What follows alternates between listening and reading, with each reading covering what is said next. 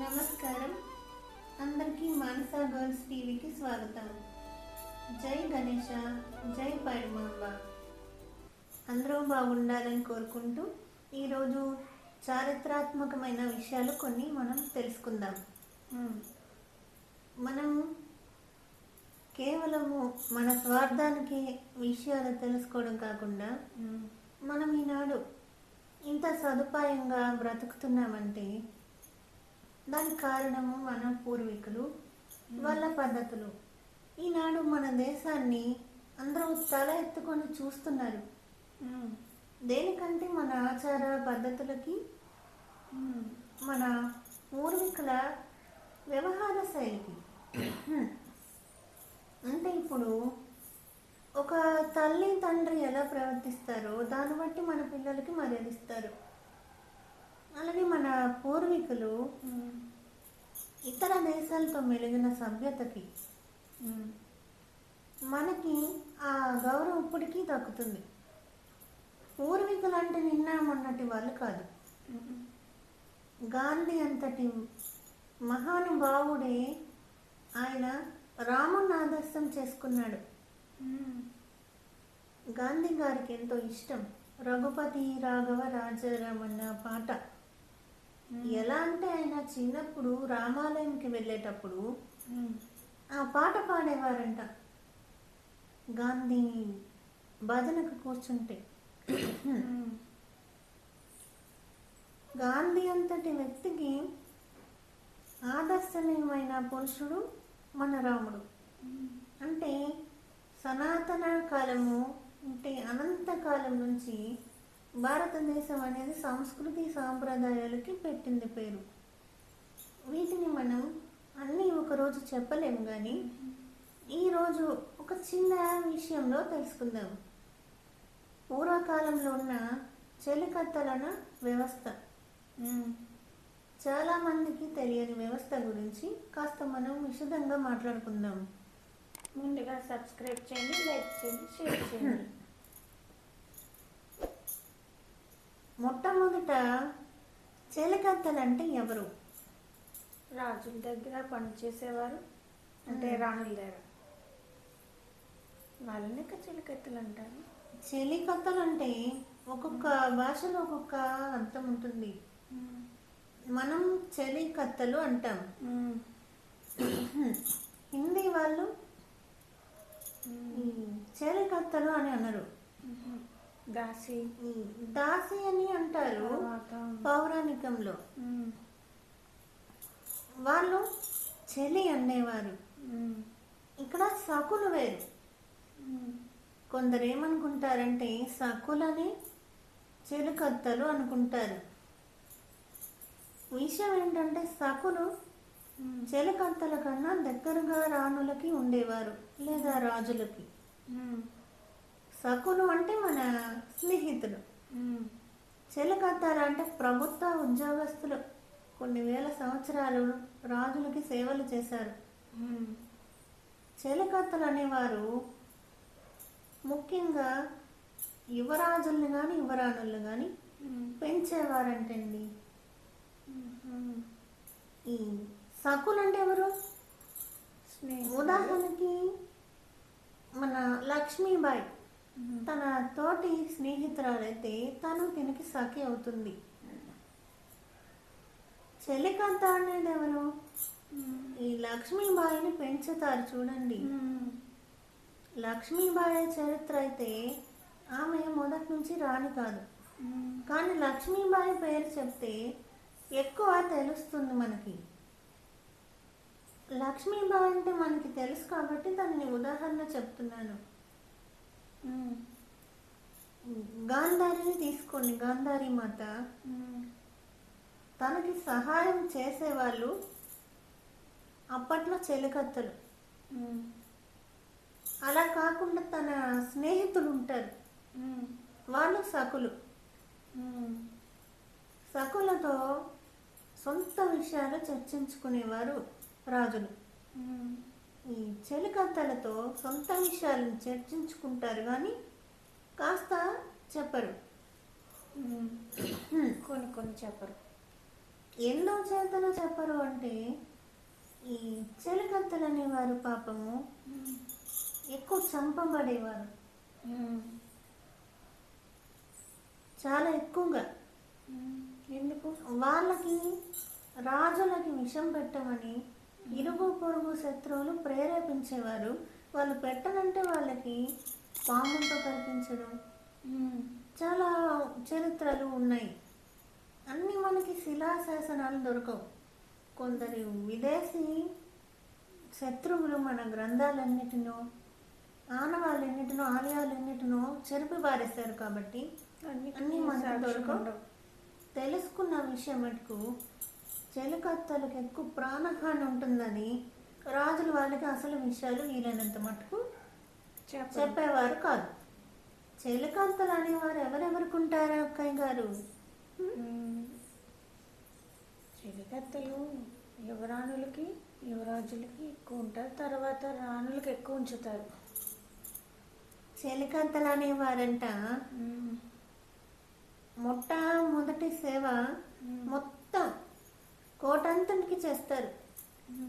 చెలికత్తె అంటే మనకి సినిమాల్లో ఇద్దరినో ముగ్గురునో నలుగురినో చూపిస్తారు, కానీ అసలైతే కొన్ని వందల మంది ఉంటారు. ఈ కోట శుభ్రం చేసిన కాడ నుంచి భోజనం వడ్డించే వరకు అన్నీ చాలా చక్కగా చేసేవారంట. పనులు, ప్రభుత్వ పనులు అనమాట.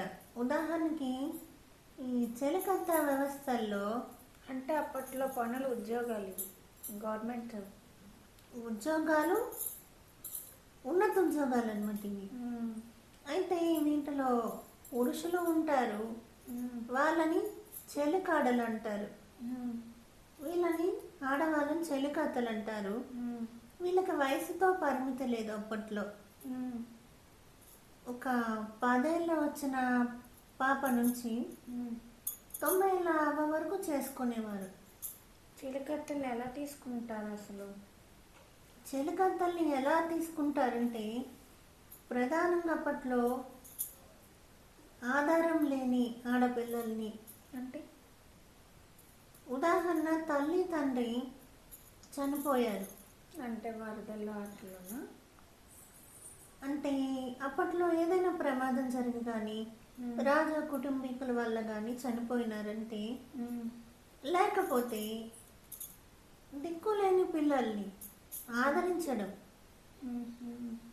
అప్పట్లో ప్రభుత్వాలు అలా ఉన్నాయి. అంటే ఎలా అంటే ప్రభుత్వమే అనాలి కదా, పాలించేది ప్రభుత్వం కాబట్టి ఒక ఎన్నో వందల వేల సంవత్సరాల క్రిందటి నుంచి వస్తున్న ఆచారం అది. ఎవరైనా దిక్కులేని వారున్నా వాళ్ళ గత అధోగతి అవ్వకుండా అప్పట్లో చెలికత్తెల కింద చెలికాడల కింద తీసుకునేవారు. అంతేకాకుండా వాళ్ళ నైపుణ్యం, దేశ సేవ చేయాలన్న ఆలోచనలున్నా తీసుకునేవారు. ఈ అందరికీ తెలిసిన ప్రచారంలో ఇంకొకటి ఏముందంటే వంశం బట్టి కూడా, అంటే తన తల్లి చెలికత్తె అయితే తన పిల్లలకు కూడా అది ఇస్తారు. అంటే ఒకటి ఆదరణ లేని వాళ్ళకి, దేశ సేవ పట్ల ఉత్సాహం ఉన్న వారికి వంశం బట్టి తరతరాలు ఉద్యోగం ఇచ్చేవారు అప్పట్లో. వంటకి కానీ దేనికైనా ఆ వంట ఎలా చేసేవారని నెక్స్ట్ వీడియోలో తెలుసుకుందాం. అలా చెలికత్తెలని 3 విధాలుగా మనం ప్రధానంగా తెలుసుకుంటాం ఎలా ఎంచుకుంటారనేది. మరి వాళ్ళకి జీతాలు అవి ఇస్తారు అసలు చెలికత్తెలు అంటే? జీతాలు అంటే అప్పట్లో డబ్బు మనుషులు కాదు. అప్పటి వాళ్ళు ఇప్పుడు అంత డబ్బు మనుషులు కాదు. అప్పట్లో పని చేసి భోజనం, బట్టలు, నీడ ఆశించేవారు. డబ్బు అనేది రాజులు వాళ్ళ ఏదైనా దేవాలయాల పండగలప్పుడు కట్టించేటప్పుడు కానీ డబ్బు ఇస్తారు. జీతం ఉంటుంది, కాకపోతే వీళ్ళకి ఎక్కువ భోజనంకి ప్రాధాన్యత. మనలా డబ్బే కావాలి, నచ్చినట్టు ఉంటాము, పనికి వెళ్ళొస్తామని కాదు. ఉమ్, చెలికత్తెలంటే అసలు చెప్పాలంటే కోట అంటే చిన్నది కాదు. కొన్ని సుమారు అప్పట్లో కోటలు 1000 నుంచి 2000 మంది దాకా పట్టే కోటలు ఉన్నాయి. కోట అంటే అసలు రాజు రాణి ఉండేదేనా, లేకపోతే ఇంకా దేనికైనా కోట అంటే ఒక పెద్ద కొండ అనమాట. ఉమ్, ఆ కొండలో సైనికులకి ఇల్లులు ఉంటాయి, ఉమ్, చెలికత్తలకి చెలకాడలకి ఇల్లులు ఉంటాయి, ఉమ్, గుర్రపుశాలలు, ఏనుగుశాలలు, రాణి మందిరాలు, రాణి తోటలు, అంతఃపురాలు, ఉమ్, ఈ కోటలో దేవాలయాలు, ఉమ్, పూజార్లకి ఈ వసతి గృహాలు, ఉమ్, ఈ రాజగురువులకి మంత్రులకి కూడా ఉంటాయి. అంటే విడిదిల్లులు. ఉమ్, ఈ భగవంతుడు ఏమేమి ఇచ్చాడో అన్ని సుఖాలు అప్పట్లో పడ్డారు. ఉమ్, అంటే ప్రశాంతమైన జీవితాన్ని అప్పటి వాళ్ళు అనుభవించారు. ఉమ్, ఆ కోట అంటే చాలా పెద్దది, ఉమ్, వెళ్ళే కొద్దీ వచ్చేదనమాట. మనకు ఇప్పుడు సాక్ష్యాలు చాలా తక్కువ. ఉమ్, యుద్ధాల మూలాన, కొందరు ఈ శత్రువుల మూలాన కానీ. ఉమ్, అయితే కోటలో ఉన్న రాజు ఎంత సుఖపడతాడో ఉమ్, అంతకన్నా బాగా ప్రజలు చూసిన రాజులు ఉన్నారు. ఉమ్, మంచి చెడు కలగలిపింది కదా మన ప్రపంచం. ఉమ్, మంచి రాజులు ఉన్నారు, చెడ్డ రాజులు ఉన్నారు. జీతాలు అన్నావు కదా, ఉమ్. ఎవరైనా చనిపోయిన వాళ్ళకి సత్కారం చేసేవారు. అంటే రాజసేవ చేసినట్టుగా ఆ సత్కారమే వాళ్ళ పిల్లలకు అనుకుందాం మనం, ఉద్యోగాలు. ఉమ్, అంటే వాళ్ళు లేరు కాబట్టి వాళ్ళ పిల్లలు చూస్తారు. అయితే ఇందులో చెలికత్తలకి సకులకి తేడా తెలుసుకున్నాం. ఉమ్, వాళ్ళ ఆదాయం ఎలా ఉంటుందంటే, ఉమ్, నువ్వెంత పని చేస్తే అంత ఇస్తానని కాదు. ఉమ్, వాళ్ళకి బాగోకపోయినా బాగోగులు రాజ కుటుంబం చూసుకునేది. ఉమ్, చాలా ఇంపార్టెంట్ ఇది తెలుసుకోవడం. ఉమ్. మనం ఎలాగో గతానికి వెళ్ళలేం కదా, తెలుసుకుంటే నాలెడ్జ్ వస్తుంది. అంటే చెలికత్తెలు అంటే ఏ వరదలోనో చనిపోతారు తల్లి తండ్రి అలాంటి పిల్లలు, తర్వాత ఏదో కారణంతో పుట్టిన పిల్లలు. ఏదో ఒక కారణం అంటే ఉదాహరణకి యుద్ధంలో తల్లి తండ్రి చనిపోయారు, ఉమ్, వాళ్ళ బిడ్డలు. ఉమ్, అలాగే సేవని గుర్తించి, అంటే ముసలైపోయింది ఒక అవ్వ, ఉమ్, తనకు సంబంధించిన వారసత్వం పిల్లలకి ఇవ్వడం. ఉమ్, అలాగే ఎన్నో ఉంటాయి. అయితే మనం ఇంకొకటి తెలుసుకోవాల్సింది వాళ్ళు చేసే పనులు. ఉదాహరణకి ఒక 10 రకాలు చెప్తాను. ఉమ్, ఉదయం లేవగానే ఉమ్, మొట్టమొదట వాళ్ళకి రకరకాల పనులు ఇస్తుంటారనమాట. అంటే రాణి చెలికత్తలు కొందరు, రాజు చెలికత్తలు, యువరాజు యువరాణుల చెలికత్తలు, ఉమ్, కోట బాగోగులు చూసే చెలికత్త చెలికాడలు, ఈ జంతువులను పరిరక్షించే చెలికత్తలు చెలికాడలు, ఉమ్, అలా చాలామంది. అలాగే ముఖ్యంగా ప్రజల గురించి తెలుసుకొని ఇప్పుడు చూపిస్తుంటారు. ఏంటి కాపలా సైనికులు కాస్తుంటే ప్రజలు వెళ్ళి రాజుగారిని కలవాలన్నట్టు. వాళ్ళు చెలికత్తలు కాదు, వాళ్ళు చెలికత్తలు చెలికాళ్ళు కింద రారు. ఉమ్, వాళ్ళేమో సైనికులు. ఉమ్, వాళ్ళు వచ్చి చెలికత్తలకి చెప్తారు, ఉమ్, వాళ్ళు బయట ప్రజలు ఉన్నారు, రాజుగారిని కలుస్తారని. ఉమ్, ఉమ్. అంటే ఈ సైనికులు వచ్చి వాళ్ళకి చెప్తే వాళ్ళు వచ్చి అక్కడ ఎవరు దొరికితే వాళ్ళకి సమాచారం ఇస్తారు ప్రజల గురించి. వాళ్ళు వచ్చి చెప్తారు. దీని దారుణంగా చంపబడ్డ చెలికత్తలు చెలికాడలు కూడా ఉన్నారు ఉమ్, చరిత్రలో. మనము ఇప్పుడు ఆధునికత వచ్చి అన్నీ రాసేసుకుంటున్నామని కాదు, ఉమ్, వాళ్ళు చేసిన సేవలు ఎంత ఉంటే చరిత్రలో రాజు రాణికి సమానంగా చెలికత్తలను చెలికాడలను చూపించాల్సి చదవాల్సి వస్తుంది. ఉమ్, ఎవరైనా అనుకోవచ్చు ఫేమస్ చెలికత్తలు ఎవరున్నారు. ఉమ్, ఉదాహరణ ఉదాహరణకి జోధాబాయి యొక్క చెలికత్త మోతీబాయి అని ఉన్నారు. జోధాబాయి ఆమె కోసం పెద్ద అంతఃపురమే కట్టించిందంట. తను చనిపోతే తన సమాధి కూడా చేయించిందంట జోధాబాయి మోతీబాయికి. చాలా గౌరవం. చెప్పాలంటే ఇలా అలా కాదు.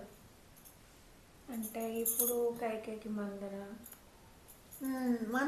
చెలికత్త, సఖి అంటే స్నేహితులు.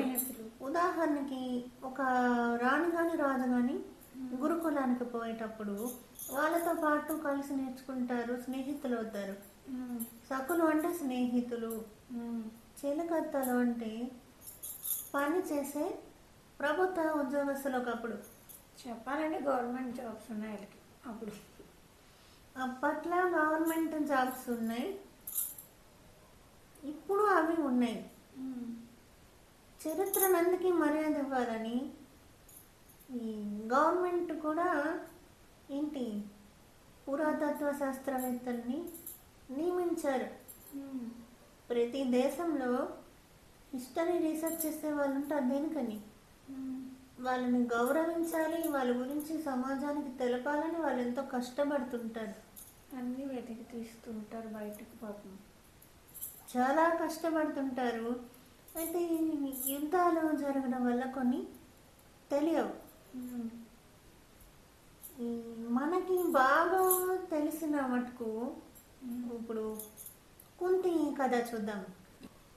కుంతీదేవికి చెలికత్త చెప్పినది, కర్ణుడిని విడిచిపెట్టాలమ్మా, నువ్వు వివాహంకి ముందే వరం కోరేశావు, నీకు కలంకం వచ్చానని. ఆమె చెలికత్త అనమాట. సఖి సఖి అన్నట్టు కాదు. ఈ కుంతీదేవికి సఖులు అనేది చరిత్రలో చాలా మటుకు ఉండదు. ఆమె దత్తపుత్రిక. మనం ఉదాహరణ చెప్పుకోవడానికి కుంతీదేవి దగ్గర ఉన్న చెలికత్త పనికొస్తుంది. అంటే తను వరంగా పొందిన బిడ్డనైనా వదిలేయమని చెప్పగలిగేటంతటి చనువుని రాజులు చెలికత్తలకు లేక చెలికాడలకు ఇచ్చేవారు. అలాగే రాజరికంలో పలానా శత్రువు వస్తున్నాడంటే రాజుల వేషం వేసుకొని కూడా చెలికాడలు వెళ్ళిపోయేవారంట. అంటే మగవాళ్ళు రాజు అనుకుని వీళ్ళని పూడి చేసేవారు. అంత ప్రేణత్యాగాలు చేసి దేశాలని రక్షించుకున్నాము మన పూర్వీకులము. ఉత్సాహం కూడా ఉంటుంది. ఎక్కడైనా పండగలు అయినాయి అనుకోండి, రాజు రాణులకి చెలికత్తలు చెలికాడలే ఉత్సాహపరిచేవారు. నాట్యాలు చేస్తూ అలంకరిస్తూ కోటల్ని. అప్పట్లో డబ్బు ప్రాధాన్యత చాలా తక్కువ అక్కయ్య. ఇది మనకి కొన్ని సినిమాల్లో మాత్రమే తెలుస్తుంది. రాను రాను ఈ విషయాలు మరుగుపడిపోతున్నాయని మేము ఇది తెలుసుకున్నామన్నమాట. ఇప్పుడు రాజు రాణుల పైన వీడియోలు చేస్తే మనకి చరిత్ర పూర్తిగా అర్థం కాదు. మనకి అన్ని పాయింట్స్ మనం చెప్పాలి. పూర్వకాలానికి సంబంధించిన వాటి గురించి తెలపడము ఈ ప్రోగ్రామ్ అన్నమాట మాది. కాబట్టి మేము ప్రతి పాయింట్ని చెప్పాలి. కాబట్టి ఎందరో రాజులు రాణులు బ్రతికారు అప్పట్లో. అంటే వెనుక ఉన్న వీళ్ళ త్యాగాలు కూడా ఉంటాయి. వాళ్ళ సహాయం వల్ల వారు చాలా చక్కగా రాజ్యాలు పాలించారు. అలాగే వారి సహాయం ఇప్పుడు లేదు కాబట్టి ఇంకా ఇంపార్టెంట్ ఏంటంటే పద్మినీదేవి సహగమనం తెలిసే ఉంటుంది. పద్మావతి అని కొందరు, పద్మావతి అని కొందరు అంటారు. అసలు పేరైతే ఆమెది పద్మినీదేవి. తనని ఎందుకు చెప్తున్నానంటే తన పెళ్ళికి సుమారు 1000 మందికి పైగా చెలికత్తల్ని కట్నంగా తెచ్చారంట. కానుక తనకి కానుక పుట్టింటి తరపున. అంతమంది ఎలా వస్తారు ఊరు వదిలి? అప్పట్లో కూడా ఉన్నాయి. శ్రీలంక నుంచి వచ్చే త్రోవ ఉంది, ఆనకట్ట కానీ ఉన్నాయి. బ్రిడ్జ్ కట్టారుగా రాముడు, అటువంటి త్రోవలను ఉపయోగించి వచ్చేవారు. పడవలు, ఓడలు ఉండేవి పెద్ద పెద్ద చెక్కలతో. అసలు అప్పుడు వాళ్ళు ఏ చెక్కతో ఓడ కట్టేవారని ఇప్పటికీ తేల్చుకోలేకపోతున్నారు. ఆ నాణ్యత అంటే ఆ జాతి తెలిసిన తయారీ పద్ధతులు తెలియవు, అందుకని అవి తెలుసుకునే పద్ధతులు పడ్డారు. అయితే మన వీడియో ఏంటంటే చెలికత్తెల విషయంలో పద్మినీదేవి సుమారు 1000 మందిని తనకి కట్నంగా తెచ్చుకున్నదని ఉంటుంది. ఆమె తెచ్చుకున్న విషయం చెప్పాలి. ఎందుకని చెప్పాలంటే చెలికత్తెలు అనేటప్పటికి టాపిక్ అనేది ఎవరికి తెలియదు. చాలామంది అనుకుంటారు ఏమనంటే సినిమాలో రాణిని చూపించడానికి ఏదో అట్రాక్షన్ కోసం చెలికత్తెలు పెడతారు, వెనక ముసుగేసి తీసుకురావడానికి హైలైట్గా కనిపించారు. కానీ నిజంగా వాళ్ళు ఉన్నారు. మంచి వ్యవస్థ ఉంది అప్పట్లో. పద్మినీదేవి తనతో అందరికి తెలియాలి కాబట్టి పద్మావతి దేవి గారు 1000 మంది చెలికత్తెలు తెచ్చుకున్నారు. వాళ్ళలో తల్లిదండ్రులను కోల్పోయిన వారు ఉంటారు, వంశపారంపర్యంగా చెలికత్తెలైన వారు ఉంటారు, లేకపోతే దేశభక్తితో అయిన వాళ్ళు ఉంటారు. అలా కానుకగా తను తెచ్చుకున్న తర్వాత అతి భయంకరమైన యుద్ధం వచ్చి రాణి గారు ఆత్మార్పణకి నిప్పుల్లోకి వెళ్ళాల్సి వచ్చేటప్పుడు తనతో పాటు వెళ్ళిపోయినారంట వాళ్ళందరూ. అంత రాణి భక్తి. తల్లి రాణి అంటే అప్పట్లో తల్లి. పద్మావతి గారితో ఎందరో రాణులు వెళ్తే వాళ్ళ చెలికత్తెలు కూడా వీరితోనే ఆత్మార్పణ చేసుకున్నారు. అంటే తల్లి లేదు కాబట్టి వెళ్ళిపోయారు. ఇంకా దానికి తగిన కారణాలు ఉన్నాయి. ఏమిటి అనేది మనం పూర్తిగా ఇక్కడ చెప్పలేకపోయినా కాస్త చెప్పాలి వారి త్యాగం గురించి. రాణి గారి మీద తల్లి ప్రేమ, అట్లాగే యుద్ధానంతరము ఇంకా వాళ్ళకి ఏం లేదు. వాళ్ళు బ్రతికిన శత్రువులు వాళ్ళని ఏం చేస్తారు, ఆడబిడ్డలు కాబట్టి వాళ్ళు రాణి గారితో తోటి రాణులు చెలికత్తెలు కూడా వెళ్ళారు.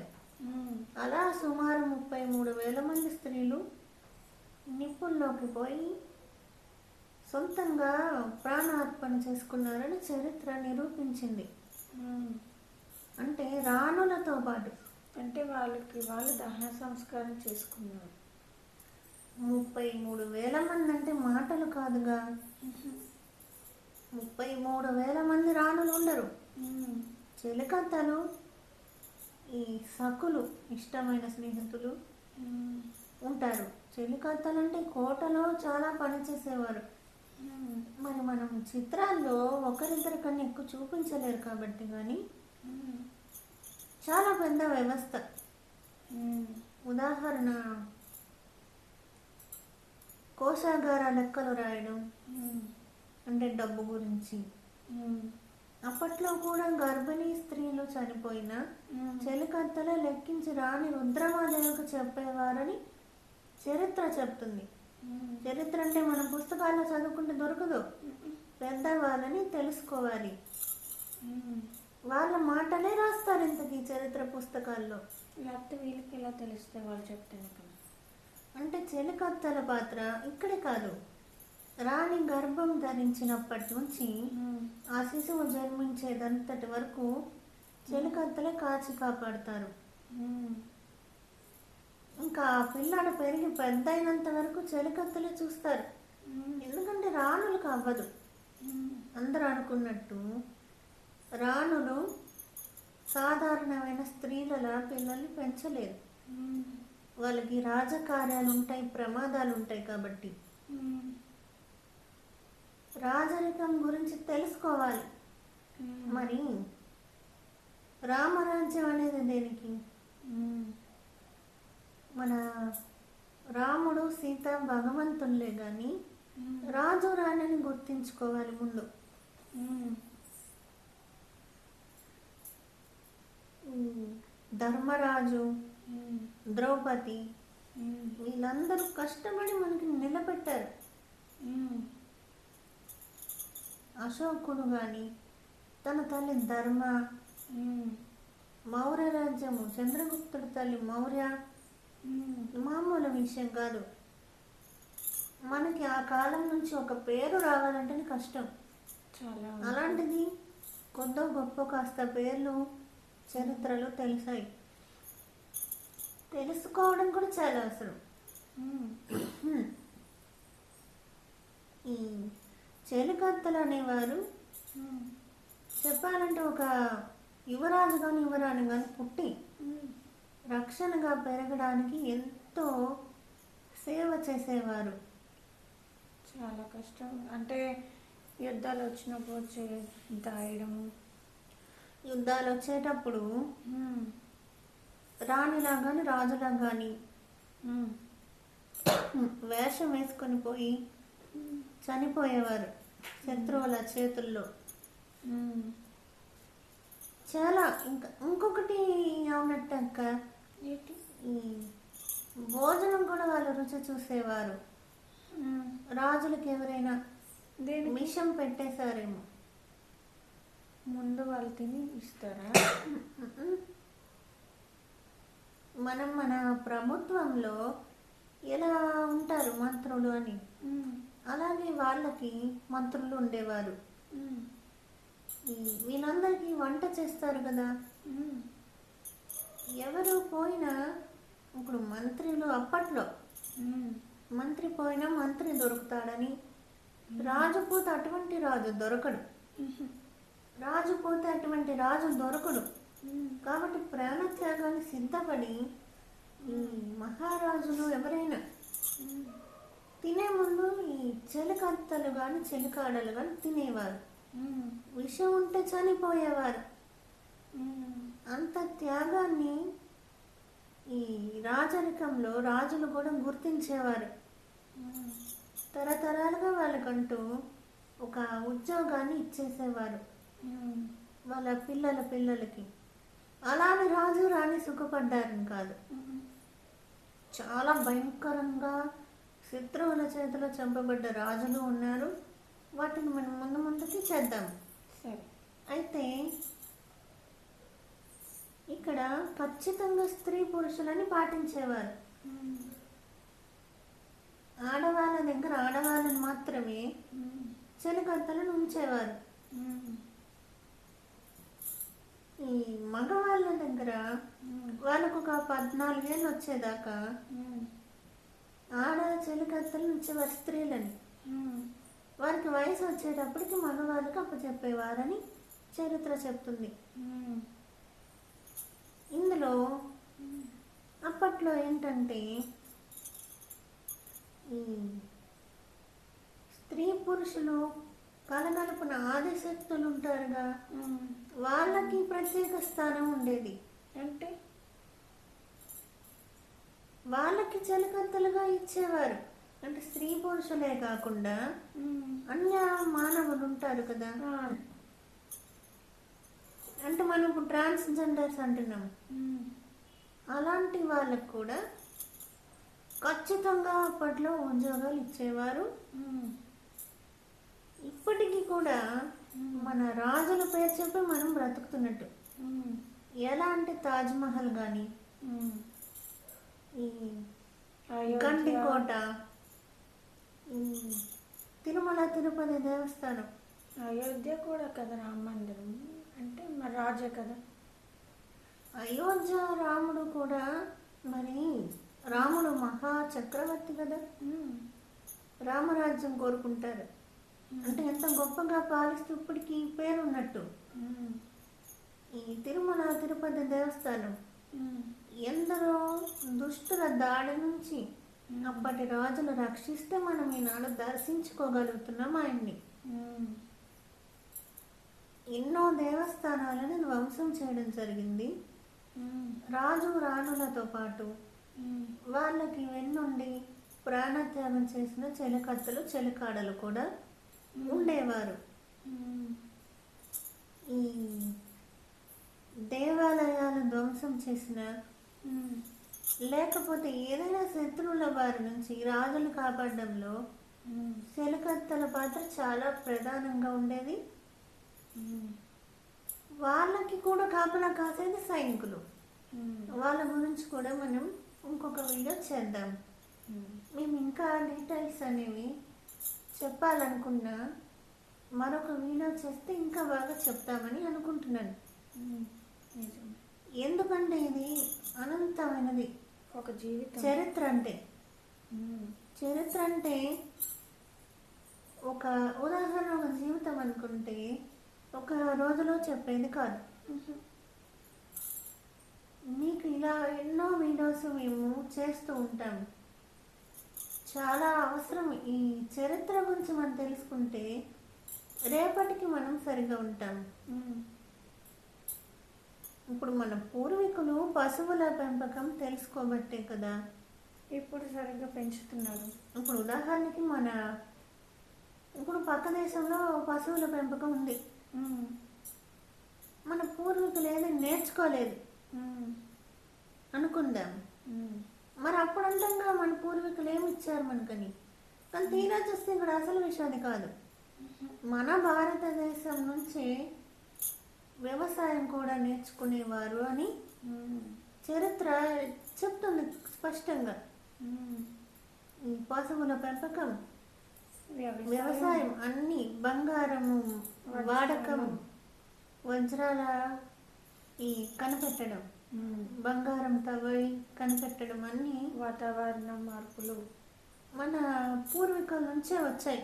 ఉమ్,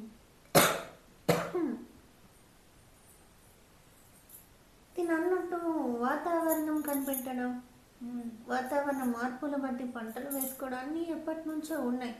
లేనిదల్లా ఒకటే అప్పట్లో ఉమ్, ఆధునికత లేదు.